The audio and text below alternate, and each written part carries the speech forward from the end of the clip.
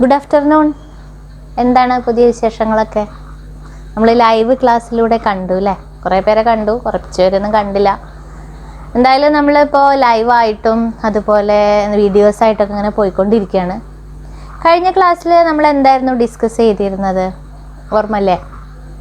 എന്താ നമ്മൾ ഡിസ്കസ് ചെയ്തത്? മൈക്രോസ്പോറോജെനിസിസ് അല്ലേ? അല്ലെങ്കിൽ എങ്ങനെയാണ് പൊള്ളൻ ഗ്രെയിൻസ് ഡെവലപ്പ് ചെയ്യുന്നത്, അല്ലെങ്കിൽ മെയിൽ ഗാമറ്റോഫൈറ്റിൻ്റെ ഡെവലപ്മെൻ്റ് ആണ് നമ്മൾ കണ്ടത്. ഒരു ഫ്ലവറിൽ എങ്ങനെയാണ് മെയിൽ ഗാമറ്റോഫൈറ്റ് ഡെവലപ്പ് ചെയ്യുന്നത്, അല്ലെങ്കിൽ എങ്ങനെയാണ് മെയിൽ ഗാമേറ്റുകൾ പ്രൊഡ്യൂസ് ചെയ്യുന്നത്. സോ ഈ ക്ലാസ്സിൽ നമ്മൾ ഡിസ്കസ് ചെയ്യാൻ പോകുന്നത് എന്താണെന്നറിയോ? ഫീമെയിൽ ഗാമറ്റോഫൈറ്റിൻ്റെ ഡെവലപ്മെൻറ്റിനെ കുറിച്ചിട്ടാണ്. ഗാമറ്റോഫൈറ്റിൻ്റെ ഡെവലപ്മെൻറ്റ് ഫുള്ളായിട്ട് നമ്മൾ പറയുന്നില്ല, പക്ഷേ അതിൻ്റെ ഒരു തുടക്കം എന്നുള്ള നിലയ്ക്ക് നമ്മുടെ ടെക്സ്റ്റ് ബുക്കിൽ പറഞ്ഞിരിക്കുന്ന ഒരു ഹെഡിങ്ങിലേക്ക് തന്നെ ടെക്സ്റ്റ് ബുക്കിൽ നോക്കിക്കഴിഞ്ഞാൽ നിങ്ങൾക്ക് അറിയാൻ പറ്റും. പിസ്റ്റിൽ, മെഗാസ്പൊറാഞ്ചിയം, മെഗാസ്പോറോജെനിസിസ്, ഈ 3 ഭാഗങ്ങളിലൂടെയാണ് നമുക്ക് പോകാനുള്ളത്. അതുപോലെ തന്നെ എംബ്രിയോസാക് ഡെവലപ്മെൻറ്റ്, ഇങ്ങനെയുള്ള കുറച്ച് ഭാഗങ്ങളാണ് നമ്മൾ ഈ പുതിയ ക്ലാസ്സിൽ നമ്മൾ ഡിസ്കസ് ചെയ്യാൻ പോകുന്നത്. നമുക്കറിയാം, ഒരു female part of a flower, which is a female part of a flower? Pistil അല്ലെങ്കിൽ ഗൈനീഷ്യം അല്ലേ? ആൻഡ്രീഷ്യം മെയിൽ റീപ്രൊഡക്റ്റീവ് പാർട്ട് എന്ന് പറയുന്ന പോലെ ഫീമെയിൽ പാർട്ട് ഏതാണ്? ഗൈനീഷ്യം അല്ലേ? ഗൈനീഷ്യം എന്ന് പറയുമ്പോൾ gynoecium is made up of pistil. നോക്കിക്കേ, നമുക്കതിൻ്റെ ഒരു ചെറിയ ഒരു ഡയഗ്രമാറ്റിക് റെപ്രസെൻറ്റേഷനിലേക്ക് പോവാം. എന്താണ് pistil? What are the different parts of a pistil? ഏതൊക്കെയാണ് different parts? There is a basal portion. ബേസിൽ ഒരു തലാമസ് റീജിയൻ അല്ലെങ്കിൽ ഒരു കപ്പ് ലൈക്ക് പോർഷൻ ഉണ്ട്.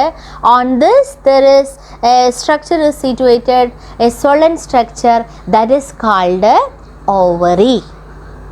ഓവറിയിൽ നിന്നും elongated portion that is called style. Then a terminal portion that is called stigma. ഈ 3 ഭാഗങ്ങൾ ചേർന്നതാണ് ഗൈനീഷ്യം അല്ലെങ്കിൽ പിസ്റ്റിൽ എന്ന് പറയുന്നത് അല്ലേ? അപ്പോൾ ഈ 3 ഭാഗം നമുക്ക് പരിചയമാണ്. ബേസിൽ പോർഷൻ, ഓവറി നമുക്കറിയാം, അതിൽ നിന്നും വരുന്ന സ്റ്റൈൽ എന്ന് പറയുന്ന elongated portion, then stigma. What is the importance of stigma? Stigma എന്ന് പറഞ്ഞു കഴിഞ്ഞാൽ this is the receptive spot. Pollen ഗ്രെയിനുകൾ വന്ന് ഫ്ലവറിൽ വന്ന് പതിക്കുമ്പോൾ ആ പൊള്ളൻ ഗ്രെയിനുകളെ അബ്സോർബ് ചെയ്യാനുള്ള അല്ലെങ്കിൽ പൊള്ളൻ ഗ്രെയിൻ വന്ന് വിടാനുള്ള സ്ഥലമാണേത്? ഈ പറയുന്ന റിസെപ്റ്റീവ് സ്പോട്ടായിട്ടുള്ള സ്റ്റിഗ്മ. ഇനി പൊള്ളൻ ഗ്രെയിനുകൾക്ക് ജെർമിനേഷൻ നടക്കും. ജെർമിനേഷൻ നടന്നിട്ട് പൊള്ളൻ ഗ്രെയിനുകൾ ഇങ്ങനെ മൂവ് ചെയ്യാനുള്ള പാർട്ടാണ് സ്റ്റൈൽ. എന്നിട്ട് they have to reach in the lower portion, that is the female gametophyte. Female ഗാമേറ്റുകൾ ഇരിക്കുന്ന സ്ഥലത്ത് അവ എത്തേണ്ടതുണ്ട്. So that very important portion is called ovary. ഇനി sometimes this pistil can be seen in fused condition. ഇപ്പോൾ ഒന്നിൽ കൂടുതൽ പിസ്റ്റിലാണെങ്കിൽ അത് ചിലപ്പോൾ എല്ലാം കൂടെ ചേർന്നിട്ട് ഫ്യൂസ്ഡ് ആയിട്ടുള്ള കണ്ടീഷനിൽ കാണും. Sometimes they are free. ചിലപ്പോൾ അതെന്തായിരിക്കും? വിതൗട്ട് ഫ്യൂഷൻ അല്ലെങ്കിൽ ഫ്രീ ആയിട്ടായിരിക്കും കാണാം. If they are free, the condition is called apocarpous condition. If they are united, that is called syncarpous condition. അപ്പം നിങ്ങൾ ഡയഗ്രത്തിലേക്കൊന്ന് നോക്കുക, പിക്ചറിലേക്കൊന്ന് നോക്കുക. You can see 2 types of ovary.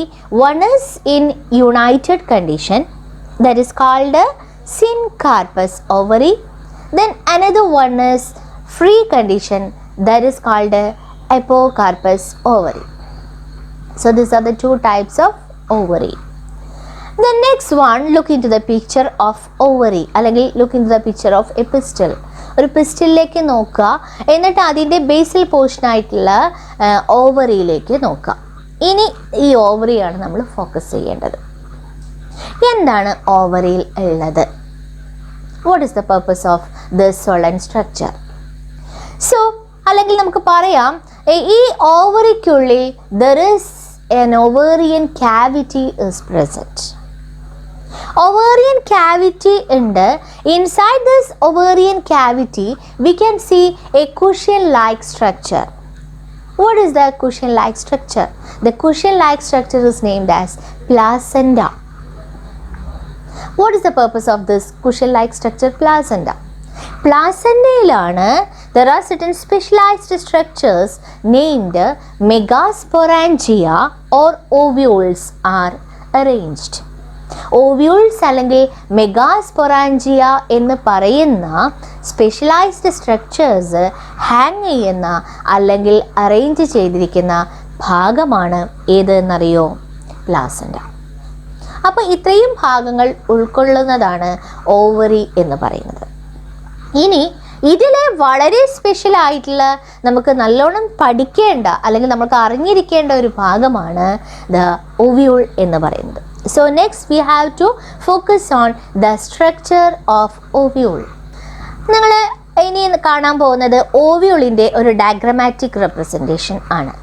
നോക്കിക്കേ, എന്തൊക്കെയാണ് ഓവ്യൂളിൽ നമുക്ക് കാണാൻ പറ്റുന്നത്? ഒരു പ്രത്യേകമായിട്ടുള്ളൊരു സ്ട്രക്ചർ നിങ്ങൾക്ക് കാണാം. ഓവ്യൂളിൻ്റെ സ്പെഷ്യലൈസ്ഡ് ആയിട്ടുള്ള സ്ട്രക്ചർ, ഒരു റൗണ്ട് ആയിട്ടുള്ള ഒരു ഷേപ്പ്, ഒരു ഔട്ട് കവറിങ്, ഡിഫറെൻറ്റ് കവറിങ്സ് ഒക്കെ ഉള്ള ഒരു സ്ട്രക്ചർ. നമുക്കതിൻ്റെ ഡീറ്റെയിൽസിലേക്ക് പോവാം. സോ ഫസ്റ്റ് അതിൽ ഒന്ന് നോക്കിക്കേ, ഏറ്റവും ഇന്നർ പാർട്ട് ആദ്യം നിങ്ങൾ ഒന്ന് ഫോക്കസ് ചെയ്യേണ്ടത് അതിൻ്റെ ഏറ്റവും ഉള്ളിൽ there is a round shaped structure that is named, അല്ലെങ്കിൽ അത് ലാബിൽ ചെയ്തിട്ടുണ്ട് എംബ്രിയോ സാക്ക്. കണ്ടോ? എംബ്രിയോ സാക്ക് എന്ന് നിങ്ങൾ കണ്ടു. ദെൻ എംബ്രിയോ സാക്കിനെ കവർ ചെയ്തിട്ട് there is a portion or there is a nutritive portion that is called nucellus. Massive ആയിട്ടുള്ള ടിഷ്യൂ ആണ് that is surrounding the embryo sac. Embryo സാക്കിനെ കവർ ചെയ്തിട്ട് മാസീവ് ആയിട്ടുള്ള ന്യൂട്രിറ്റീവ് ടിഷ്യൂ ഉണ്ട്. That tissue is called nucellus. Then what is the next part? Nucellus കഴിഞ്ഞാൽ അതിനെ cover ചെയ്തുകൊണ്ട് protective layers can be seen. ഏതൊക്കെയാണ് protective layers? There are two protective layers. One is inside and another one is outside. We can call this coverings as integuments. നമ്മൾ അതിനെ വിളിക്കുന്ന പേര് integument എന്നാണ്. So there are two types of integuments, or we can see two integuments, outer integument and inner integument. രണ്ട് ഇൻറ്റഗുമെൻറ്റുകൾ കാണാം, ഒന്ന് inner സൈഡിലും മറ്റൊന്ന് ഔട്ടർ സൈഡിലും. അപ്പം നമ്മൾ കണ്ടു ഈ സ്ട്രക്ചറുകളിൽ ഇത്രയും ഭാഗങ്ങളാണ് അതിൻ്റെ മെയിൻ ആയിട്ടുള്ള ഭാഗങ്ങൾ. And another one is that we can see two distinct poles, അല്ലെങ്കിൽ രണ്ട് ഭാഗങ്ങൾ. One is on the tip region and the one is the basal portion. ഒന്ന് മുകൾ ഭാഗവും upper portion, മറ്റൊന്ന് basal portion. The upper portion is called micropylar pole or micropylar end. And here we can see a small opening. ഒരു ചെറിയ opening കാണാം. Or we can say there is no integument. Integument എന്ന് പറയുന്ന ഒരു covering ഇല്ലാത്ത ഒരു opening portion കാണാം. That portion is called micropyle.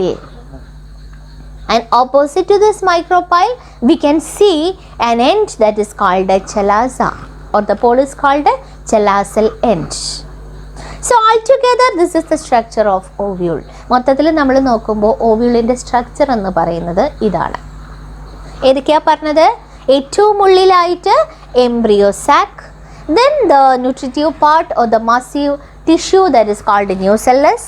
The next one is the inner integument, then outer integument, micropyle, micropylar end, then chalazel end. Then next one. അടുത്തത് ഏത് ഭാഗം കൊണ്ടാണ് ഈ പ്ലാസൻ്റയിലേക്ക് ഓവ്യൂളിനെ അറ്റാച്ച് ചെയ്തിരിക്കുന്നത്? That part is called funicle. Funicle എന്ന് പറയുന്ന ഒരു സ്ട്രക്ചർ, ഒരു part by which it is hanged, അല്ലെങ്കിൽ that is attached on the placenta. And there is a junction or a portion in between this funicle and this ovule. That portion is called hilum. So രണ്ട് structures കൂടെ അല്ലെങ്കിൽ രണ്ട് ഭാഗങ്ങൾ കൂടെ, ഇത് നേരത്തെ പറഞ്ഞത് കൂടാതെയുള്ള രണ്ട് ഭാഗങ്ങൾ കൂടെ ഏതൊക്കെയാണെന്ന് ചോദിച്ചു കഴിഞ്ഞാൽ ഫ്യൂണിക്കിളും ഹൈലവും. അപ്പോൾ ഇത്രയും പോർഷൻസ് നമ്മൾ വളരെ കൃത്യമായി അറിഞ്ഞിരിക്കണം. This is the structure of ovule. ഇപ്പോൾ ഓവ്യൂൾ എന്ന് പറഞ്ഞു കഴിഞ്ഞാൽ നമുക്കറിയാം ovule is present inside the ovary. നമ്മൾ ആദ്യമേ പഠിക്കുന്നതാണ്, എത്രയോ കാലങ്ങളായിട്ട് നമ്മൾ പറയുന്നതാണ്. ഓവ്യൂൾ എന്ന് പറയുന്ന സ്പെഷ്യലൈസ്ഡ് സ്ട്രക്ചേഴ്സ് ഉണ്ട്. ഈ ഓവ്യൂൾ എവിടെയാണ് ഇരിക്കുന്നത്? That is present inside the ovary. Ovary is the basal portion of the pistil. Pistil or gynoecium is the female part of the flower. ഇത്രയും നമ്മൾ കാലങ്ങളായിട്ട് പഠിക്കുന്നതാണ്. പക്ഷേ സ്ട്രക്ചർ ഓഫ് ഓവ്യൂൾ എന്ന് പറയുന്നത് വളരെ ഇമ്പോർട്ടൻ്റ് ആയിട്ടുള്ള, നമ്മുടെ സിലബസിനെ സംബന്ധിച്ചിടത്തോളം നമുക്ക് അറിഞ്ഞിരിക്കേണ്ട വളരെ ഇമ്പോർട്ടൻ്റ് ആയിട്ടുള്ള ഒരു സ്ട്രക്ചറാണ്. എല്ലാ എക്സാമിനേഷനും നിങ്ങൾക്ക് ഇതിൻ്റെ എന്തെങ്കിലും ഒരു പാർട്ട് ലാബിൽ ചെയ്യാനൊക്കെ വരാറുണ്ട്. സോ അത് ലാബിൽ ചെയ്യാൻ കൃത്യമായിട്ട് പഠിക്കണം, ഓരോ എൻഡും പഠിക്കണം. ഇനി മറ്റൊരു ഭാഗം, ഒരു കാര്യം ഞാൻ നിങ്ങളുടെ അറിവിലേക്കായിട്ട് പറയുകയാണ്. എപ്പോഴും ഇതിൻ്റെ പൊസിഷൻ എന്ന് പറയുന്നത് നിങ്ങളുടെ ടെക്സ്റ്റ് ബുക്കിൽ കാണുന്ന പോലെ, അല്ലെങ്കിൽ ഇപ്പോൾ നമ്മൾ ഈ ചിത്രത്തിൽ കണ്ട പോലെ ആയിരിക്കണം എന്നില്ല. അതിൻ്റെ പൊസിഷനിങ് മേ ബി ഡിഫറെൻറ്റ്. ചിലപ്പോൾ അത് നേരെ ഓപ്പോസിറ്റ്, മൈക്രോപൈലാർ എൻഡ് നേരെ താഴേക്ക് വരാം, ചിലപ്പോൾ അതൊന്ന് ചെരിഞ്ഞിട്ട് വരാം, ചിലപ്പോൾ ഒന്ന് ട്വിസ്റ്റ് ചെയ്തിട്ട് വരാം. ഇങ്ങനെ പല കണ്ടീഷനിൽ നമ്മൾ കാണാറുണ്ട്. നമ്മൾ പല പേരിലാണ് അറിയപ്പെടുക. ഓർത്തോട്രോപ്പസ്, അനാട്രോപ്പസ്, ഹെമി അനാട്രോപ്പസ്, കമ്പൈലോട്രോപ്പസ്, ഇങ്ങനെ പല ഡിഫറെൻറ്റ് ടൈപ്സ് ഓഫ് ഓവ്യൂൾസ് ഉണ്ട്. അതിലേക്കൊന്നും നമ്മളിപ്പോൾ പോവേണ്ട, നമ്മൾ ഇത്രയും അറിഞ്ഞിരിക്കുക. ഇനി നമ്മൾ പറഞ്ഞു എംബ്രിയോ സാക്ക് എന്ന് പറയുന്ന ഉള്ളിലുള്ളൊരു ഭാഗം അല്ലേ, വളരെ ഇമ്പോർട്ടൻ്റ് ആയിട്ടുള്ളൊരു portion. What is the embryo sac? അതിനാണ് ഏറ്റവും പ്രാധാന്യം ഉള്ളത്. Embryo sac is the female gametophyte. Embryo sac ആണ് എന്ത്?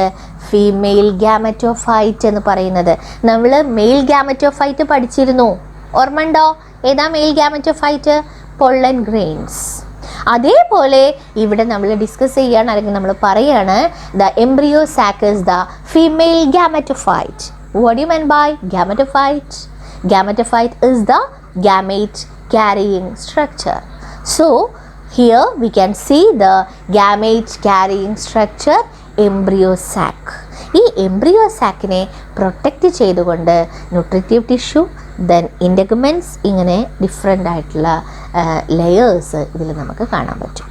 സോ ഈ ക്ലാസ്സിൽ നിങ്ങൾ ഏറ്റവും കൂടുതലായിട്ട് ഫോക്കസ് ചെയ്യേണ്ടത് സ്ട്രക്ചർ ഓഫ് ഓവ്യൂൾ, അല്ലെങ്കിൽ പിസ്റ്റൽ ദ മെഗാസ്പൊറാഞ്ചിയം എന്ന് പറയുന്നതിലെ ഒരു portion the structure of ovule.